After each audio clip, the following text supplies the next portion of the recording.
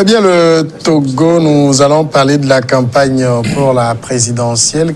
Cette campagne s'est ouverte depuis le 6 février dernier. Jusque-là, aucun incident n'a été signalé. La force sécurité élection présidentielle est celle qui est chargée donc de superviser sur le plan sécuritaire le déroulement de la campagne ainsi que des opérations de vote. Tout se déroule très bien en dehors de quelques incidents qui ne sont pas véritablement liés à la campagne, comme cet accident d'un convoi de la campagne. Moïse Diofam, on doit cela à une certaine maturité aujourd'hui que les Togolais ont acquis en matière électorale.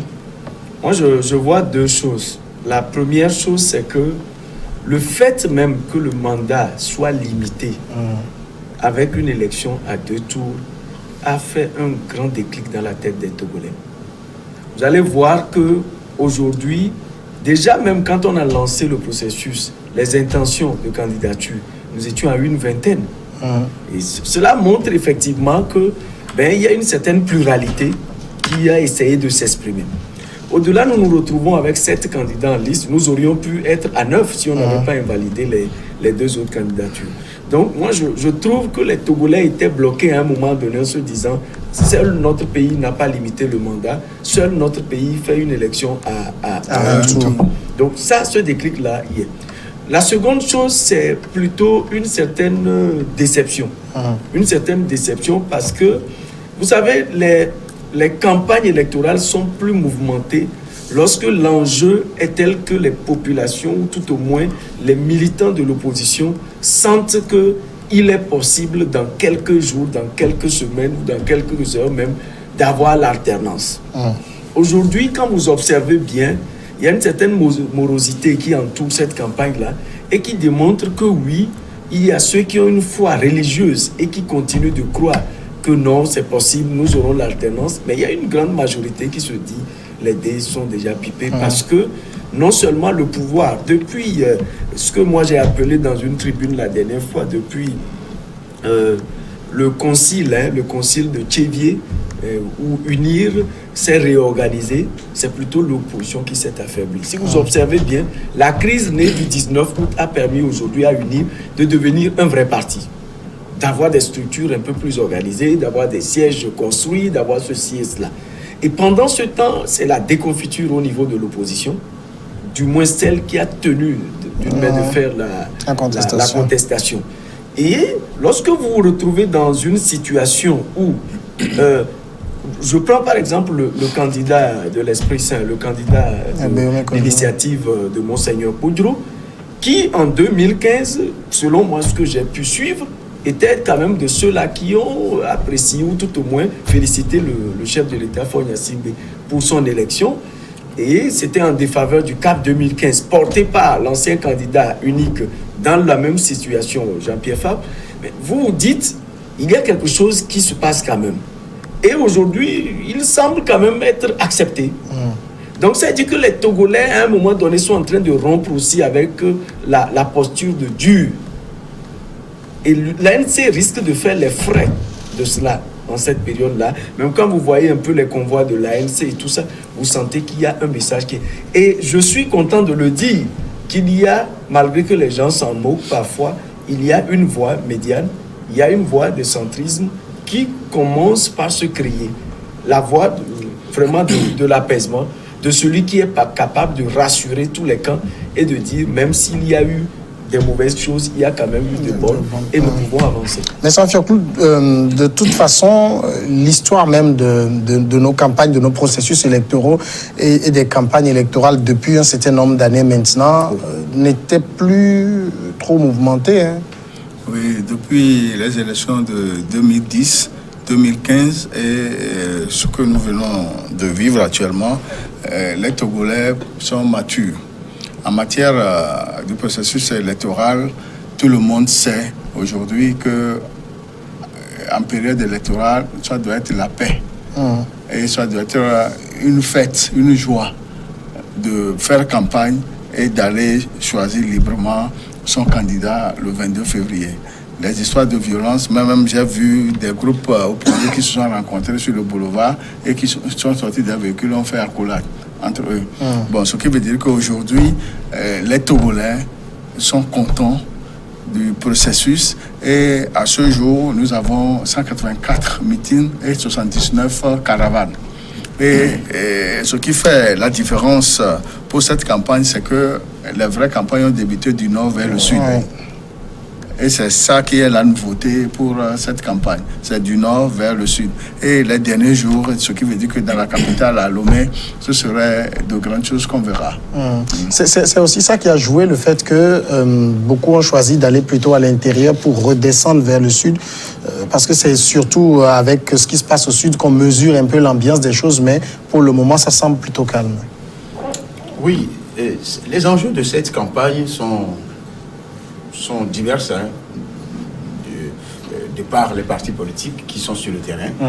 Quand je prends le cas du parti au pouvoir, si vous voyez Faure Gnassingbé lui-même se retrouver dans l'arène, d'abord en pré-campagne et ensuite dans la campagne, ça veut dire que c'est chaud. La situation est vraiment chaude. Mais ça a toujours été comme ça, hein? Non. Souvent, il laisse ses vassaux occuper le terrain. Mais ici, lui-même, il a déjà commencé une pré-campagne dans les champs de coton et autres. On a retrouvé, j'étais étonné de voir Faure Gnassingbé. D'ailleurs, je suis content de le voir parce que là, il joue Yahi Boni. Yahi Boni qui est sur le terrain au Ali Bongo. Ce qu'il ne faisait pas par le passé. Mais je n'ai pas fait une lecture du sens où le monsieur joue à la proximité. C'est plutôt une histoire du chat qui est chaudé, qui est obligé de se retrouver sur le terrain, frotté avec les populations, afin d'éviter que les gadgets, les tricots puissent remplacer les voix. Tu vois ce que je veux dire. Et donc, quand vous voyez même certains artistes de renom, certaines célébrités qui sont en train de rentrer dans la danse, peut-être par obligation ou par affinité, je n'en sais rien, ça veut dire que les jeux sont lancés pour être ouverts. Et les choses sont sérieuses maintenant. Qu'on ne vienne pas me dire que quelqu'un a gagné par un coup KO. Maintenant, pour les autres, quand je prends le cas de Jean-Pierre Fabre, qui a commencé par le Nord aussi, on voit qu'il n'y a pas tellement de grabuge, en dehors de Gando, de Guérin-Kouka, ou de Sinkasé, où eux-mêmes ils ont signalé que les maires, les préfets ont commencé, ont toujours un comportement de zèle, et un comportement zélé, qui empêche les meetings de se dérouler. Tout comme pour me dire qu'ils ont oublié que nous sommes en campagne et non dans les périodes pré-campagne. Le cas d'Agbéomé Kodjo qui a été porté par la dynamique Kodjo, qui a commencé par le sud ou le sud-est et qui va maintenant remonter la pente vers la zone sud-centre avant de remonter la pente vers le nord. Je crois que c'est ces grands partis qu'on retrouve sur le terrain. Mais Moïse a dit quelque chose de fondamental. Il y a une certaine morosité. Chez nous, on dit c'est-à-dire que ce n'est pas encore ça. Peut-être c'est la descente vers Lomé, vers la fin. Mais je me rappelle du DTA, autant de DTA. Et on n'a plus jamais vu ça. C'était de belles campagnes à l'époque. Quand le GICLIS, le DTA même était DTA, tu vas voir des scènes humoristiques, des scènes comiques, et tu vas arriver fatigué. Et c'était ambiant, c'était convivial. Les gens démolissent tout un palmier et déposent ça sur c'était intéressant. On a plus ça fait longtemps. J'aimerais encore voir ça, mais on ne voit plus ça. Parce que, effectivement, comme il a dit, il y a une certaine démotivation qui est passée par là. C'est les mêmes personnes qui vont encore gagner. C'est-à-dire une certaine frissure psychologique liée, et le pouvoir s'est joué quand même sur cette position-là. Quand tu suis monsieur le ministre Trémois, il dit qu'il a dit des choses, il a pour le paraphraser, que selon lui, le président Faure Gnassingbé a déjà gagné, sans avoir été aux urnes. C'est le militant qui a parlé là. Un militant n'a pas encore voté pour dire que son candidat a gagné. Mais Mme Madiam Agbo Johnson a dit que Agbéomé Kodjo va gagner un coup KO également. Moi, je suis d'accord avec eux. Je suis d'accord avec cette posture-là du ministre et de Mme Madiam Agbo. C'est une frappe psychologique. Oui, justement. Et le pouvoir l'a toujours utilisé. Oui. Je suis d'accord. Mais sauf que les Togolais, toi, tu l'as si bien dit, les Togolais ont une certaine maturité maintenant, tant de même qu'ils regardent avec morosité la campagne, mais ils n'ont plus...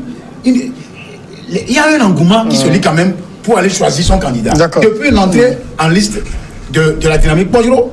Ah, j'ai senti qu'il y a la peur a gagné plusieurs camps. Moïse, en même temps, c'est vrai qu'on le dit, cette campagne, il n'y a pas d'incident, mais ça n'empêche pas les flèches, j'allais dire, les flèches verbales. Vous avez entendu le président de la République, bon, c'est vrai, on l'appelle président des Bleus, mais là, c'est le candidat Faure Gnassingbé, qui n'a pas été très tendre avec un autre candidat la dernière fois. Oui, moi je dis la dynamique Poduro est une bonne chose, même si la dynamique elle-même, dans sa constitution, a créé beaucoup plus de tensions au sein de la C14 et tout ça. On pourra en reparler après le 22 février. Mais je dis la dynamique n'est pas une mauvaise chose en soi. Sauf qu'elle devait être une dynamique portée par Monseigneur, d'accord, tel qu'il l'a fait, mais un Monseigneur qui se rappelle de ce que le pape leur a dit. Vous savez, l'Église catholique en Afrique, après les années 90, a vu beaucoup de ces évêques, de ces prélats, de ces prêtres même, prendre parfois des postures qui étonnent. Je voudrais simplement rappeler que nous avons eu quand même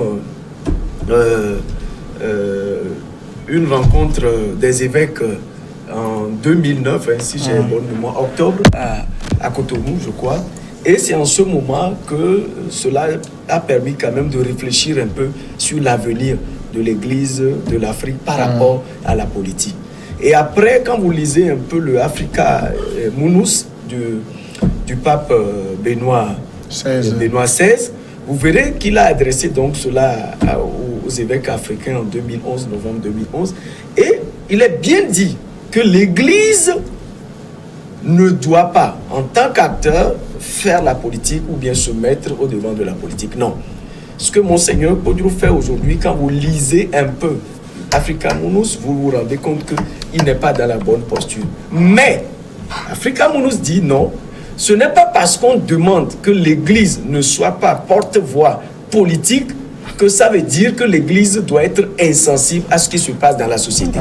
L'Église doit pouvoir prendre position et nos évêques, nos pères évêques le font très bien. Les presbytériens aussi. Vous avez suivi un peu comment toutes les confessions religieuses, dans la crise de 2017 à 2018, ont essayé quand même de nous instruire. Et l'avant-dernière lettre des évêques qui a essayé vraiment de faire un diagnostic pour dire attention, vous gouvernez mal le pays parce que nous continuons par avoir ceci et cela. Mais vous, opposants, vous êtes dans une certaine duplicité, vous êtes dans une certaine corruption qui ne dit pas son nom. L'affaire des 30 millions est passée par là et tout ça. Ça veut dire que quelque part, l'Église ne reste pas indifférente. Mais l'Église ne peut pas avoir un de ses membres, comme je l'ai vu aujourd'hui à Togoville. Nous avons vu notre évêque, et je rappelle que je suis catholique, et c'est avec beaucoup de peine que je le dis. Lorsque j'ai vu Monseigneur Poduro aller à un meeting, jusque-là, ça ne m'a pas encore dérangé, et même si, bon, on pouvait l'être, mais Monseigneur Poduro prend le micro et il dit, vous savez, nous avons, je dirais, une salutation, d'accord, au niveau de l'Église catholique. Christ nous fia, et siaï, nous répondons. Et après, nous ajoutons Marie Aneni non fia, tegbe, tegbe.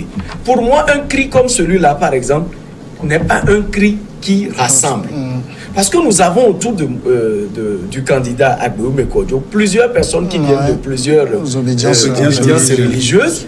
Nous sommes à Togoville, qui a une signification profonde pour nous, chrétiens catholiques, mais en même temps, un milieu très, très, très, très animiste. Donc, s'il faut rassembler large, moi, je voudrais demander au candidat Agbeou Mekodjo de dire merci beaucoup, Monseigneur. Même le théâtre que vous avez fait faire au niveau de la paroisse Saint-Quisiteur n'est pas des meilleurs, mais aujourd'hui, il va falloir quand même que vous vous éclipsiez un peu pour que nous puissions continuer la marche. Sinon, je trouve que le candidat Agbeou, tel que porté par la dynamique, n'est pas une chose mauvaise en soi, mais j'ai l'impression, quand vous suivez un peu ce qui se passe avec les flèches qui se lancent dès que vous avez posé la question, on a plus l'impression qu'il y a un combat pour qui sera le deuxième meilleur. Et là, ça pose véritablement un problème. Mais nous allons suivre un peu la campagne, surtout quand elle va descendre à Lomé. Nous avons, pour parler des religieux, des prélats, si nous prenons l'exemple de Monseigneur Moussengo en RDC, il donnait ses positions personnelles, politiques personnelles, mais pas rattaché à un parti politique. À un parti politique, voilà. Ce qui lui a valu de renom. C'est ça. Et quand on parle de Monseigneur Mosengo en Non, en même RDC, temps, c'est le même monseigneur qui a dit que les médiocres dégagent. Il a dit ça n'a pas plu à Joseph Kabila. oui. Non, Ce que je viens de dire, même en disant que les médiocres dégagent, il ne s'est pas attaché à pour dire les médiocres dégagent. Voilà un peu ce que je voulais dire. Voilà. Il s'est prononcé, mais il n'a pas d'attache avec un parti politique.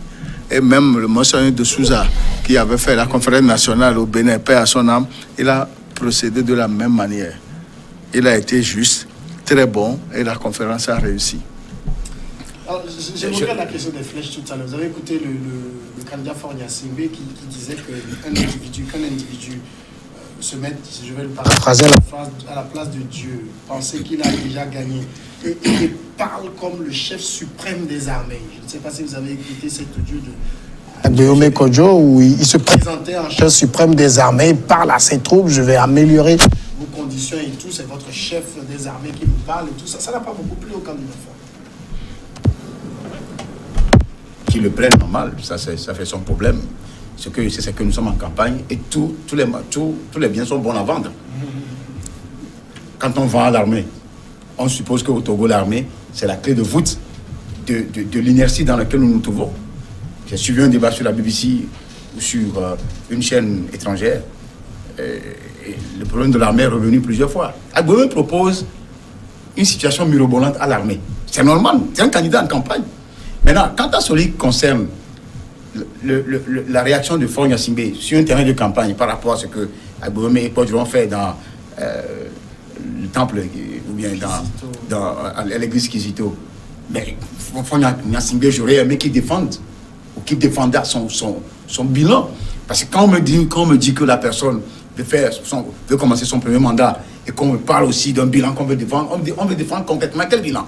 Il est dans un premier mandat. Ça suppose qu'il a déjà fait d'autres mandats.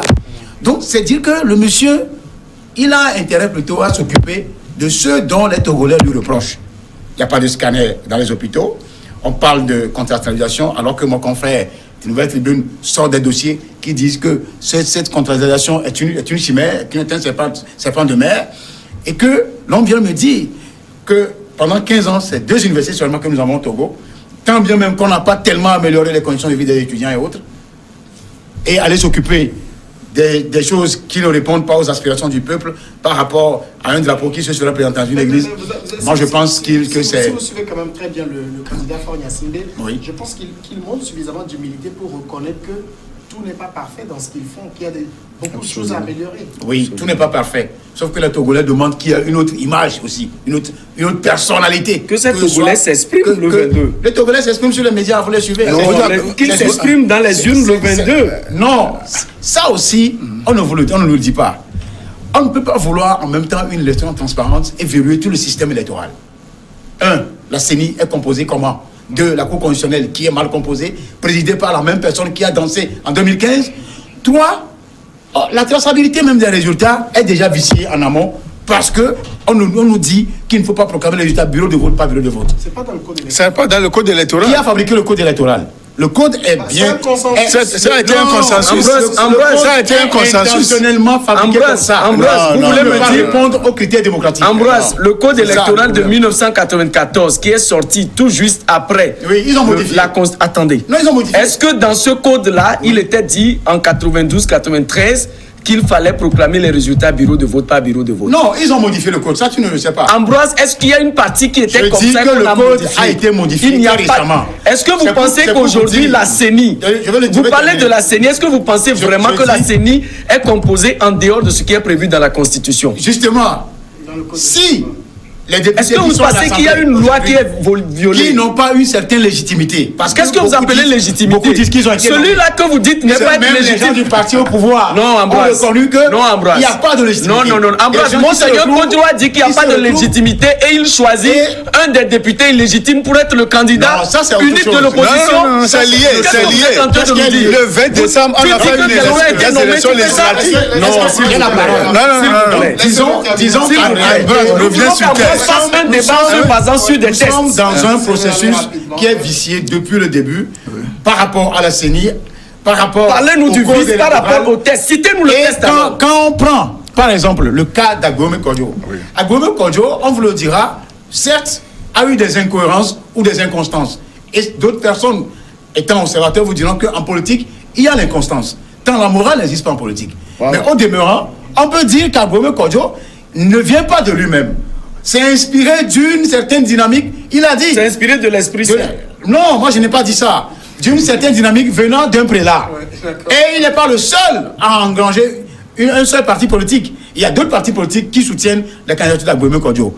Au-delà de ça, s'il y a une guéguerre entre l'opposition, ça c'est un problème de l'opposition. Mais aujourd'hui, qu'on reconnaisse qu'on a choisi quelqu'un quand même, pas un prélat, qui est adulé par d'autres partis politiques pour représenter le Togo. En dehors de Jean-Pierre Favre, qui est populaire. Attends. Mais Qui devient président du Togo. C'est ce que j'ai voulu dire. oui, je sais pour répondre à Ambroise. Même qui si vient les de conditions dire ne sont pas totalement réunies pour aller à des élections transparentes, je crois fondamentalement qu'il va falloir y aller pour pouvoir jouer sur la carte de la transparence et de cette alternance que les Togolais veulent depuis plus de 53 ans. Oui, je veux rappeler à Ambroise que le 20 décembre 2018, il y a eu des élections législatives.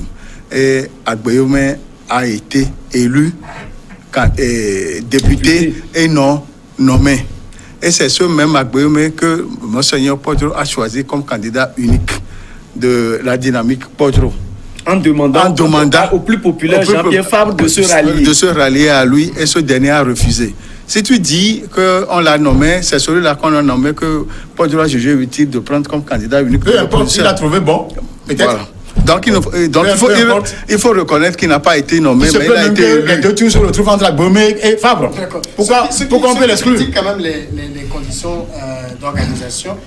On dit que c'est contre-productif. Vous ne pouvez pas être dans le jeu et en même temps vous dénoncer et ça démobilise. Je voudrais dire une chose. Dire également que les élections au Togo ont été toujours faites dans les meilleures conditions, je dis non. Ça aussi, il faut le dire. Moi, j'aime être dans une posture où d'abord, quand nous parlons de violation, qu'on puisse citer les tests, mais en même temps, ne nous illusionnons pas. Les conditions pour une bonne élection ne sont pas toujours bien réunies en Afrique et particulièrement au Togo. J'espère que cette fois-ci, on va quand même améliorer encore quelque chose. Mais comme je le dis, le problème fondamental aujourd'hui pour moi, ce n'est même pas au niveau de la CENI. Parce que la CENI est constituée d'une manière qui répond effectivement à ce que notre constitution est aujourd'hui. Le code électoral. Pardon. Pas des membres qui ne sont même pas candidats. Attendez. On ne constitue pas une CENI, attention, et ça me fait mal quand je vois des journalistes, des porteurs de bons messages qui font cet amalgame-là. Ça, c'est mon avis. Et je vais te expliquer pourquoi tu es en erreur. On ne constitue pas une CENI après avoir connu les candidats. La CENI est un organe qui est là. Non, personne n'a refusé qui ça. prépare. Est-ce que tu peux me laisser terminer, s'il te plaît? La CENI prépare les élections, ouvre les candidatures et les gens viennent se présenter. Donc, ce n'est pas parce que vous n'êtes pas candidat à une élection que vous devez sortir de la CENI pour qu'un candidat vienne. Autrement, ça veut dire que si nous avions eu 30 candidats, nous allons mettre les 30 candidats, leurs représentants, à la CENI. Personne n'a dit ça. Donc, aujourd'hui, vous avez une CENI qui est bien assise, qui nous a d'ailleurs permis d'aller aux élections locales. Nous sommes allés aux élections locales, il y a des partis qui ne se sont pas présentés. Et ça n'a gêné personne. Nous sommes allés à ces locales, nous sommes sortis, ça ne fait pas longtemps, nous avons la même CENI. Et je voudrais aussi vous dire qu'à la CENI, vous avez au moins 2 candidats aujourd'hui qui ont leur représentant à la CENI. Vous avez le professeur Aimé Gogué, qui est représenté à la CENI. Vous avez le candidat Agbeyome Kodjo du MPDD, qui est également à la CENI. Et vous avez d'ailleurs d'autres mines qu'ils auraient pu exploiter. C'est-à-dire, vous avez le net, vous avez d'autres partis. Vous savez, dans la vie, si on peut reconnaître que Agbeyome Kodjo, qui a félicité le chef de l'État en 2015, est aujourd'hui assez bon. Et moi, je le dis, c'est un bon candidat. On dit qu'il est assez bon pour représenter, ne serait-ce qu'une frange de l'opposition.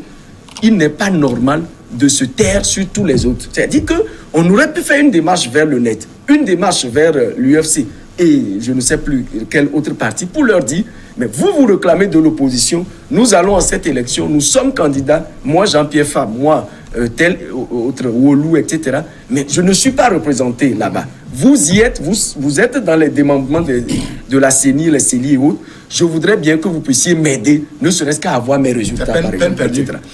Vous savez, le président du net a pris sur lui, malgré le silence des autres, de leur faire un message, de les contacter pour voir dans quelle mesure. Et seul le candidat le plus populaire, en tout cas parmi les opposants d'aujourd'hui, Jean-Pierre Fabre, qui a pris sur lui de rappeler ce monsieur-là.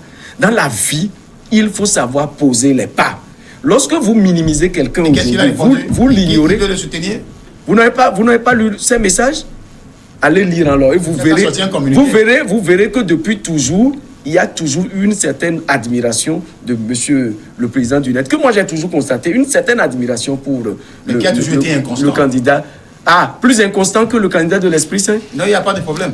Ah, d'accord. Donc, il n'y a pas de problème parce que c'est le candidat de l'Esprit. Vous avez dit tout à l'heure que l'inconstance fait partie de... On ne vient pas faire un procès de Jerry Tama. Ah, ok. Même vous, je peux vous dire que vous êtes inconstant. Il ne va jamais s'en sortir. Même Fabre a déclaré... On va aller... Vous ne pouvez même pas avoir quelque chose... Merci Moïse Nyofam Mani. Merci à Pioklou. Le Togo a une matière à vendre en matière électorale.